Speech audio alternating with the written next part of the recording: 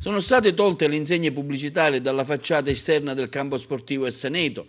Già da ieri, infatti, la stessa è tornata a essere pulita dai tabelloni, un'idea che era venuta agli esperti pubblicitari dell'Agragas, che speravano così di aggiungere introiti pubblicitari offrendo un di più ai clienti. Ma così non è stato, nonostante la concessione da parte del comune dell'immobile.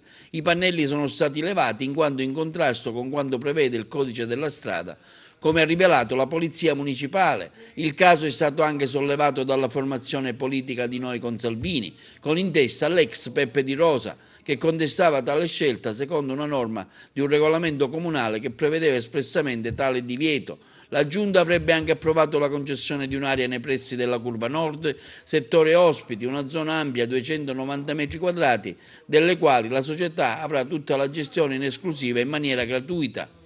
Intanto la squadra ha aperto la vendita dei biglietti per la trasferta di Siracusa di domenica prossima. I tifosi si stanno organizzando per una maxi trasferta a sostegno della squadra. Una partita che è uno scontro diretto, un derby molto sentito con il Siracusa attestato a 11 punti in classifica, con l'Agragas a 13, ben soli 2 punti, lo spartiacque tra le due squadre.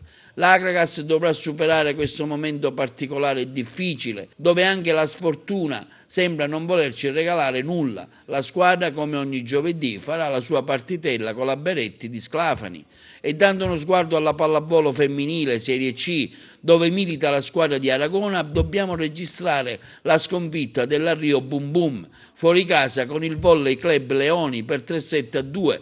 Le ragazze di Scollo e Gotte nulla hanno potuto nell'ultimo match, che sembrava a portata di mano e che sul 14-11 si facevano invece rimontare.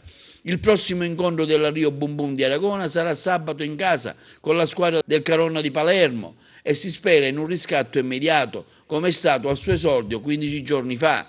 La classifica del girone vede attualmente in testa il Lanza Trabia con 6 punti, il Volley Club Leone con 5, il Canicattì con 4, l'Aragona è penultima con 2 punti e il Capaci è ancora fermo a 0 punti.